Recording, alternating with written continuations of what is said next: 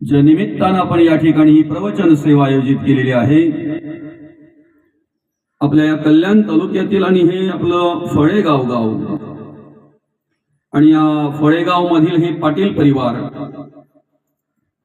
आपल्या या पाटील परिवाराचे पिताश्री कैलासवासी हरिभक्त परायण गोमा खंडू जाधव अर्थात पाटील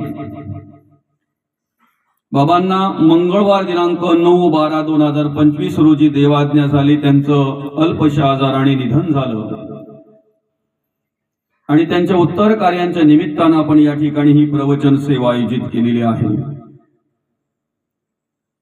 बाबांच्या पश्चात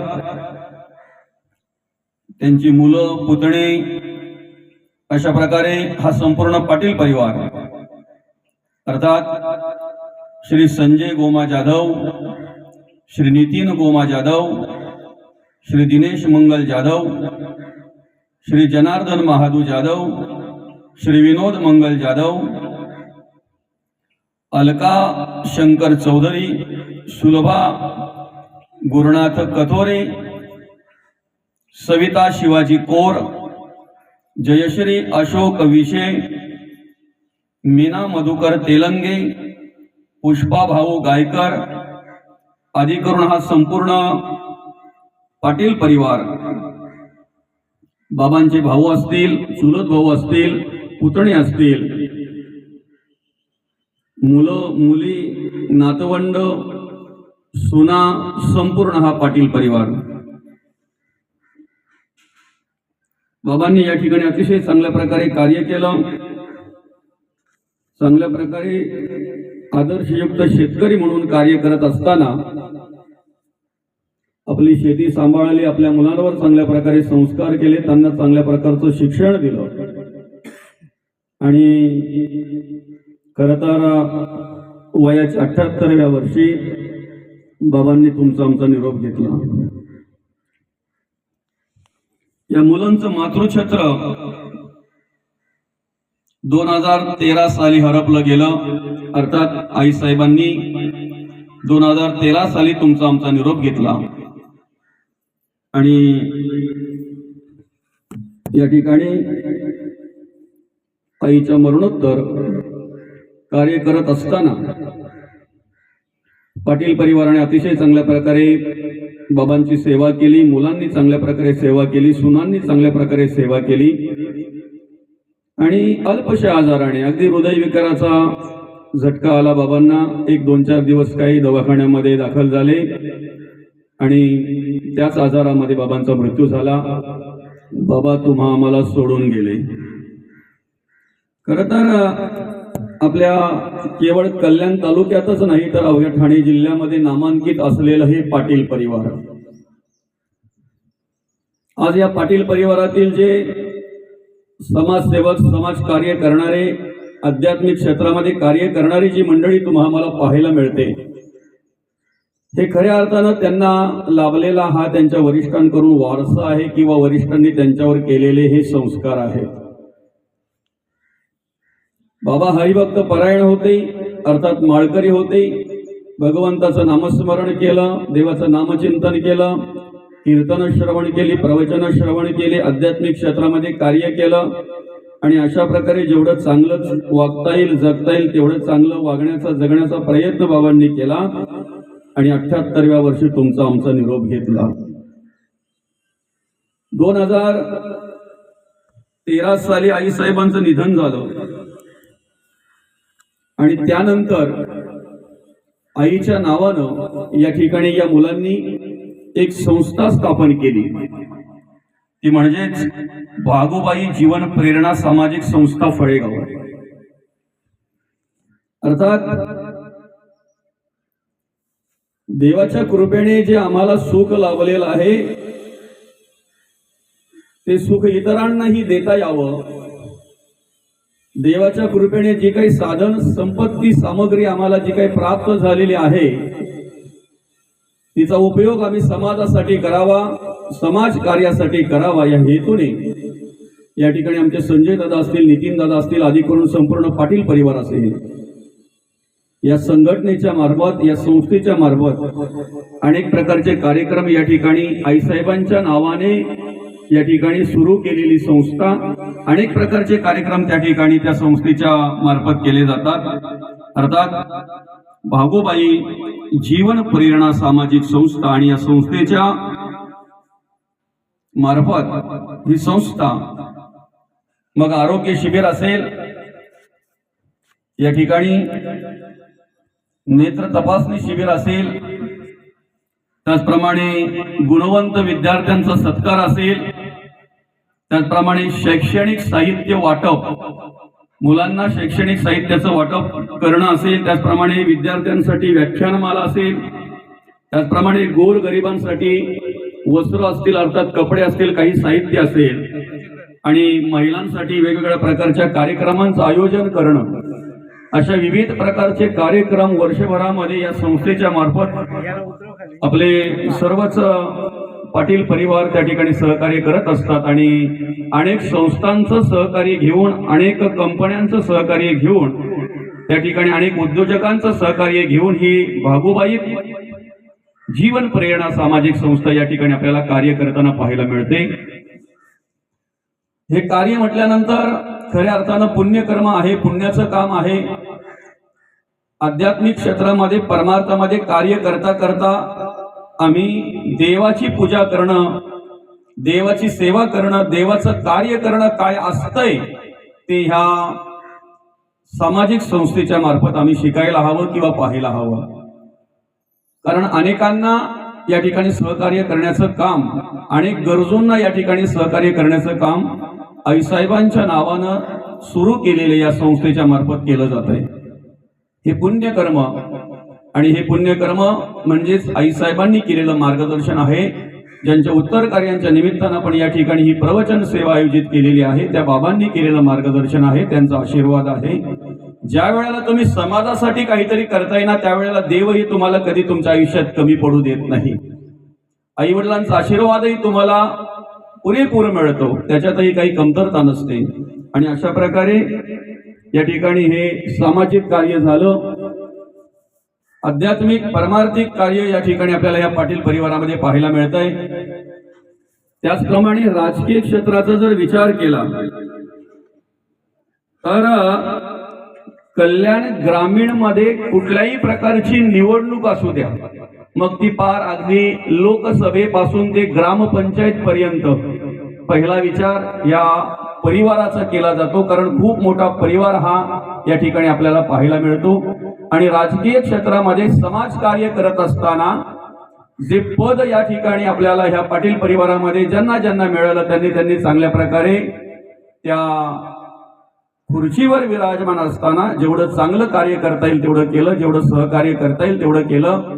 त्यामध्ये मग अगदी उच्च पद जर पाहायला गेलं तर तालुक्याचं नेतृत्व करणारी माणसं या ठिकाणी आपल्याला या पाटील परिवारामध्ये पाहायला मिळतात. मग आपले तुकाराम शेठ आप्पा असतील, गोपाल शेठ असतील, आमचे संजय दादा असतील, नितीन दादा असतील, त्याचप्रमाणे आधी करून संपूर्ण हा पाटील परिवार असेल.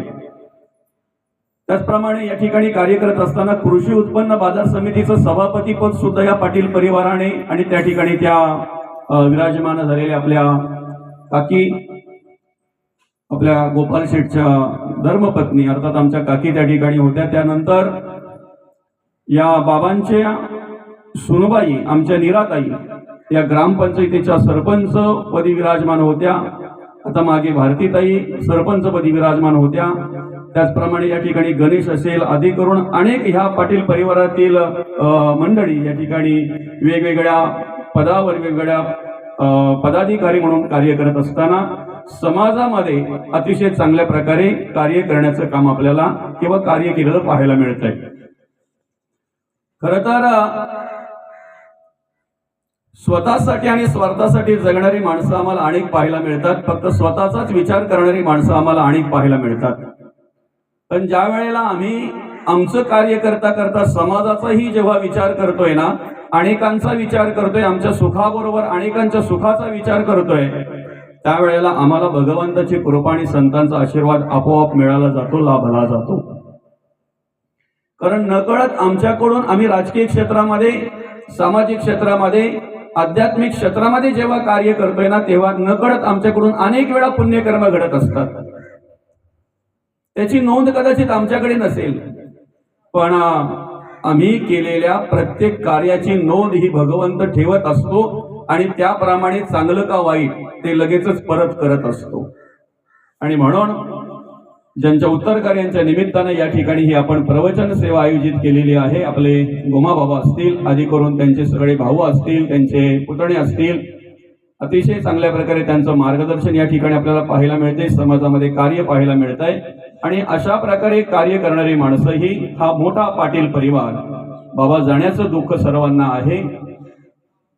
खर तर आम्ही आमच्या जीवनाची वाटचाल करत असताना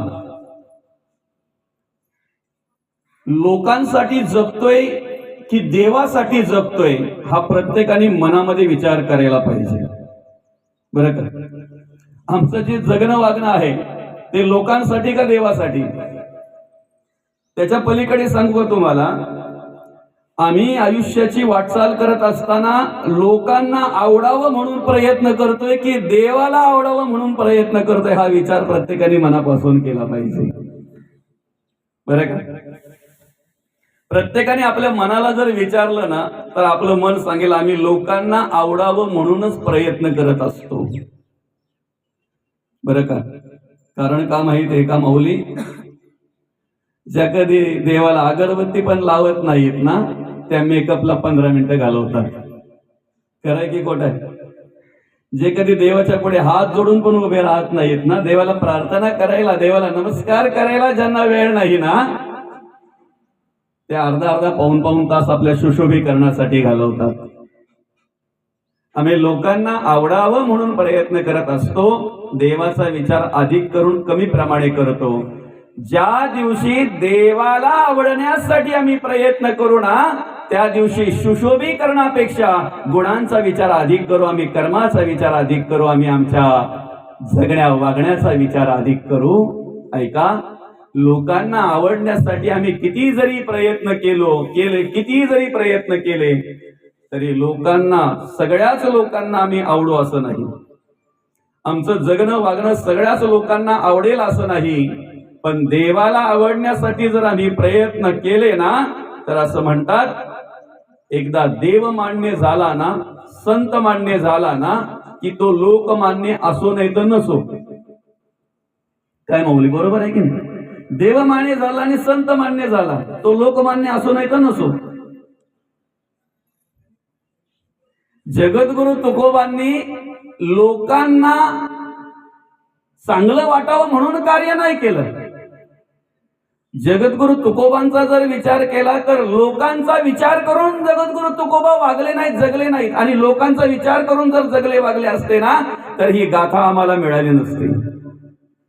4-4.5 हजार अभंग आज आम्हाला मिळाले नसते. देवाचा विचार करून जगद्गुरु तुकोबांनी कार्य केलं.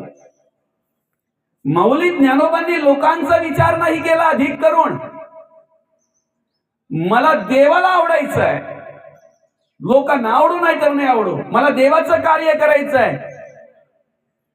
देवाचं कार्य करता करता जगाचा उद्धार करण्याचं कार्य त्यांनी केलं. तुमचा आमचा उद्धार कसा होईल ना यासाठी त्यांनी प्रयत्न केले, यासाठी त्यांनी कार्य केलं. बरं का, आणि म्हणून मग आम्ही काय केलं पाहिजे, आम्ही या ठिकाणी जगता वागताना लोकांना आवडो वा न आवडो, लोकांचा अधिक विचार करण्यापेक्षा जो देव आम्हाला सांभाळतोय ना, जो देव आमची सेवा करतोय ना, जो देव आम्हाला निर्गुण स्थितीमध्ये सगळ्या प्रकारचं कार्य करण्यासाठी सामर्थ्य देतोय ना, त्या देवाचा आम्ही अधिक करून विचार केला पाहिजे. काय फरक आहे माहिती आहे का? बघा, साधं उदाहरण आहे. अर्जुन जोपर्यंत लोकांचा विचार करत होता ना तोपर्यंत मायाधीन होता. समजतंय ना? अर्जुन जोपर्यंत लोकांचा विचार करत होता ना तोपर्यंत कशाधीन होता? मायाधीन होता. त्याच्या अंतःकरणामध्ये ममत्व निर्माण झालं होतं. हे माझं आहे, हे माझे आहेत. बरोबर आहे की नाही? हे काका, हे जे काय असतील, चुलत भाऊ, भाऊ अमुक तमुक, सगळं हे माझं आहे. लोकांचा विचार जोपर्यंत अर्जुन करत होता ना तोपर्यंत त्याच्या अंतःकरणामध्ये माया निर्माण झाली होती. तो मायेच्या अधीन होता. त्याच्या अंतःकरणामध्ये ममत्व निर्माण झालं होतं. पण ज्या वेळेला देवाचा विचार त्याच्या मनामध्ये आला ना त्यावेळेला मायातीत कसा झाला, मायेपासून दूर कसा झाला हे त्यालाही कळलं नाही. आता प्रत्येकाने मनापासून विचार करा, आम्ही मायेच्या जाळ्यात अडकण्यासाठी प्रयत्न करतोय की मायेपासून दूर होण्यासाठी प्रयत्न करतोय? प्रत्येकाचं उत्तर एकच असेल, मायेपासून दूर होण्यासाठी आम्ही प्रयत्न करतोय. मायेपासून दूर होण्यासाठी आम्ही काय करतोय? जो काही अध्यात्म परमार्थ देवाचं नामचिंतन देवाचं स्तवन असेल ते करतोय आम्ही. कशासाठी? मायेपासून दूर होण्यासाठी. पण मग प्रयत्न कशासाठी करतोय आम्ही? मायेपासून दूर होण्याचा विचार जर आम्ही करतोय तर प्रयत्न कशासाठी करतोय? मायेत अडकण्यासाठी करतोय का मायेपासून दूर होण्यासाठी करतोय? तुम्ही जर मायेपासून दूर होण्यासाठी प्रयत्न करत असाल ना तर तुम्ही अधिक देवाचा विचार कराल. प्रत्येक कार्य करत असताना लोकांना आवडेल की नाही आवडेल याचा विचार करण्यापेक्षा हे देवाला आवडेल का? मी प्रत्येक कार्य करत असताना एक विचार केला पाहिजे, लोकांना पटेल की नाही पटेल. देवमान्य आहे ना याचा विचार पहिले केला पाहिजे. हे मी जे करतो हे देवाला अभिप्रेत आहे ना याचा विचार आम्ही अधिक करून केला पाहिजे, बरं का?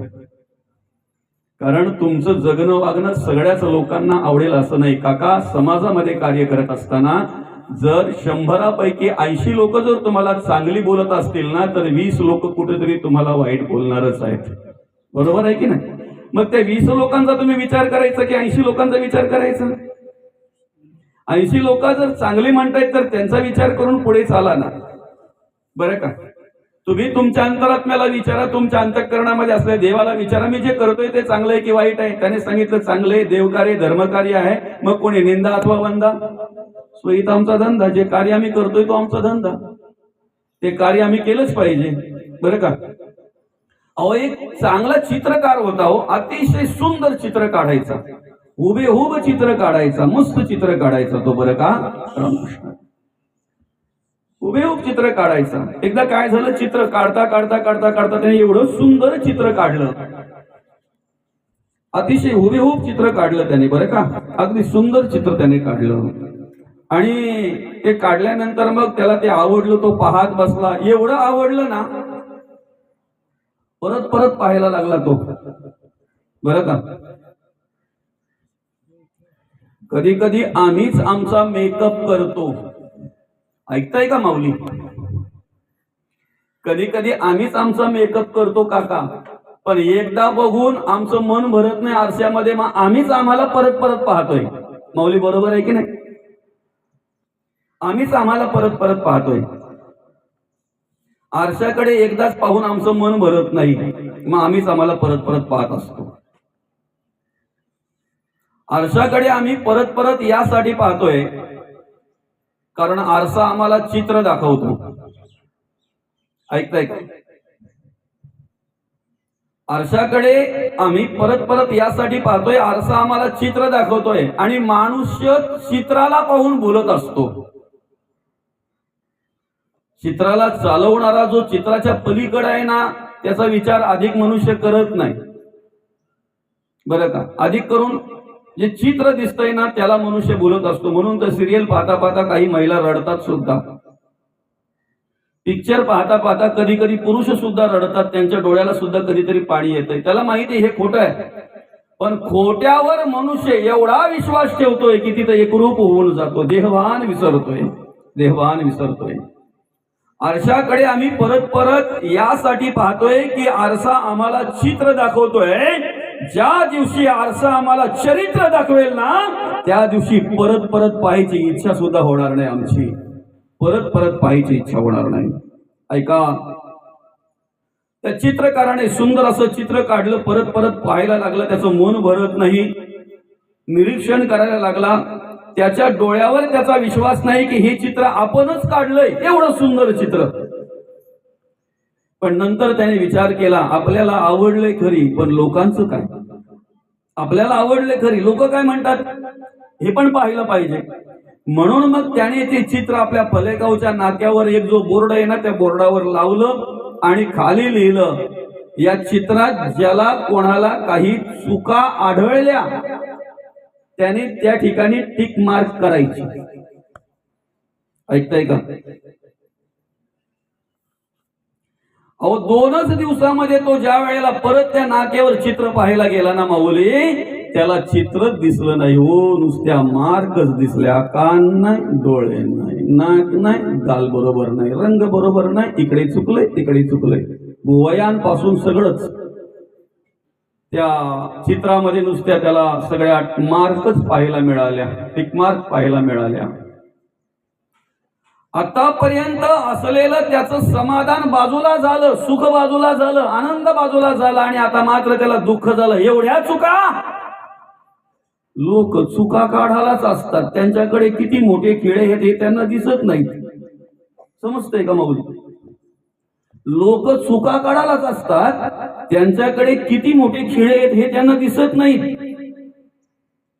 आणि हे बघितल्यानंतर त्याला खूप दुःख वाटलं. घरी आला, पायरीवर बसला, चिंताग्रस्त झाला. तिथून एक सद्गुरुस्त चालले होते. त्यांनी विचारलं, दादा एवढा आनंदी राहणारा तू जेव्हा पाहिजे तेव्हा अगदी आनंदात असायचा, तू आज का रे बाबा एवढा चिंताग्रस्त? तेव्हा त्याने सांगितलं, महाराज म्हणे असं असं केलं मी, पण काय झालं, मला खूप आवडलेलं चित्र, ते खूप समाधान वाटलं होतं. असं वाटलं होतं की माझ्याच डोळ्यावर माझा विश्वास नव्हता, एवढं सुंदर चित्र मी काढलं असेल का? पण लोकांचं काय म्हणणं आहे हे पाहण्यासाठी ज्या वेळेला ते नाक्यावर लावलं ना, त्यावेळेला सगळ्यांनी चुकाच काढल्या. 2 दिवसात जाऊन बघितलं तर चित्र तिथं नव्हतंच ते. मग नुसत्या मार्क होत्या, नुसत्या चुकीच्या मार्क केल्या होत्या, बरं का? मग त्या सद्गृहस्थाने त्याला सांगितलं, दादा ठीक आहे, आता एवढं तर तू केलंय की नाही, पुन्हा एकदा तसं चित्र काढ. म्हणे लगेच, त्याला काय वेळ लागतो? नाही का? काढलं आणि म्हणे आता हे चित्र त्या बोर्डवर नेऊन लाव आणि त्याच्या खाली लिही, या चित्रापेक्षा सुंदर चित्र ज्याला काढता येत असेल ना, त्यांनी सुंदर चित्र काढून याच्याच बाजूला आणून लावावं. 1 महिना नाही, 4 महिने झालं तो बोर्ड तसाच्या तसा राहिला. पण जेवढ्यांनी मार्क केले होत्या ना, चुका काढल्या होत्या ना, त्यापैकी एकाने सुद्धा हिंमत केली नाही त्यापेक्षा चांगलं चित्र बनवायचं. सफेद ड्रेस घातलेला आहे, किती सुंदर आहे तो पाहत नाही, पण एखाद्या ठिकाणी डाग पडलाय, तो डाग आम्हाला दिसतो. हा आमच्या दृष्टीतला दोष आहे, सृष्टीतला नाही. सृष्टीतला दोष आहे का? दृष्टीतला दोष आहे. शाळेमध्ये आम्हाला सगळं शिकवलं, काटकोन, लघुकोन, विशाल कोन, त्रिकोण, चौकोन, सगळे कोण शिकवले, पण दृष्टिकोन हे आमचं जीवन आम्हाला शिकवत असतंय, आमचं जगणं वागणं आम्हाला शिकवत असतंय. माणसाचा दृष्टिकोन कसा असावा, कसा असावा. एखाद्याकडे 100-99 चांगले गुण आहेत, अरे त्या 99 चांगल्या गुणांची स्तुती करा ना. एखादा जर वाईट असेल तर तोच का घेऊन बसलेले आहेत तुम्ही? तोच का घेऊन बसलेले आहेत? ज्या वेळेला त्या शिष्याने त्याच्या गुरुला विचारलं, त्या साधूला विचारलं, म्हणे महाराज अनेक माणसं परमार्थ करतायत, भक्ती करतायत, अनेक माणसं देवाचं नामस्मरण करतायत, देवाचं स्तवन करतायत, मीही देवाच्या बाबतीत काही कमी पडत नाही. उपासना वेळेवर असते, माझी देवपूजा वेळेवर असते, देवाचं नामस्मरण वेळेवर असतंय, देवाच्या बाबतीत मी कधीही काही कमी पडत नाही. पण अनेक भक्तांकडे जे समाधान पाहायला मिळते ना, अनेक दासांकडे, अनेक साधकांकडे जे समाधान पाहायला मिळतंय ना, ते समाधान मला नाहीये, ती आत्मप्रचिती मला नाही आहे, तो आत्मसाक्षात्कार मला होत नाहीये. कारण काय? का मिळत नाही ते? त्या साधूने सांगितलं, याचं उत्तर मी तुला उद्या देतो, याचं उत्तर मी तुला उद्या देतो. नेहमी ज्याप्रमाणे तुम्ही मठामध्ये येताय ना, त्याप्रमाणे उद्या 7 वाजता मठामध्ये यायचं आहे. मी सुद्धा त्यावेळेला येईन आणि मग तेव्हा तुम्हाला उत्तर देईन मी की तुम्ही अतिशय चांगल्या प्रकारे सगळं काही करत असताना तुम्हाला आत्मसाक्षात्कार का होत नाही, तुम्हाला प्रचिती का येत नाही, तुम्हाला ते समाधान का मिळत नाही. नेहमीप्रमाणे येणारे सगळे शिष्य दुसऱ्या दिवशी 7 काय 6:45लाच उपस्थित झाले. कारण त्यांना ते उत्तर हवं होतं. महाराजांची वाट पाहतायत. बरोबर 7 वाजता महाराज आले. मठात आल्याबरोबर सर्वांची नजर महाराजांच्या कपड्यांकडे गेली. पांढरे शुभ्र कपडे महाराजांनी घातले होते. अगदी धोत्रापासून तर सदऱ्यापर्यंत, टोपीपर्यंत सगळे पांढरे शुभ्र कपडे घातले होते. अशा पांढऱ्या शुभ्र वस्त्रामध्ये ज्या वेळेला महाराजांनी त्या ठिकाणी त्या मठामध्ये प्रवेश केला, त्यावेळेला सर्व आश्चर्यचकित झाले. आश्चर्याने पाहायला लागले, आज काही वेगळाच ड्रेस आहे महाराजांचा. आणि म्हणून मग सगळ्यांची ती नजर बघितल्यानंतर महाराजांनी विचारलं, कसा वाटला ड्रेस? बरा वाटला का? हे आज जे परिधान केलेली जी वस्त्र आहेत, मी तुम्हाला आवडली का? सगळ्यांचं उत्तर एकच आलं, महाराज परिधान केलेला वस्त्र तुम्ही अतिशय चांगला आहे, पांढरा शुभ्र आहे, पांढरा शुभ्र आहे. पण तुमच्या लक्षात नाही आलं का, तुमच्या खांद्यावर एक काळा डाग लागलेला आहे त्या वरच्या सदऱ्याला. समजतंय? त्यांच्या तोंडातून जसा शब्द आला ना की वरच्या सदऱ्याला तुमच्या खांद्यावर एक काळा डाग लागलेला आहे, लागलेला नाही, लावून गेला होता महाराज त्यांची दृष्टी पाहण्यासाठी. त्यावेळेला महाराजांनी सांगितलं, हा पाहण्याचा दृष्टिकोन जोपर्यंत तुमचा बदलत नाही ना, तोपर्यंत आयुष्यभर जरी देवदेव केलं तरी तुम्हाला काही मिळणार नाही. आमचा पाहण्याचा दृष्टिकोन बदलला पाहिजे, दृष्टिकोन बदलला पाहिजे. आम्ही देवाचा विचार कमी करतोय, लोकांचा विचार जास्त करतोय. लोक गाढवा पोहून बसून देत नाही आणि पायी पण चालू देत नाहीत, बरं का?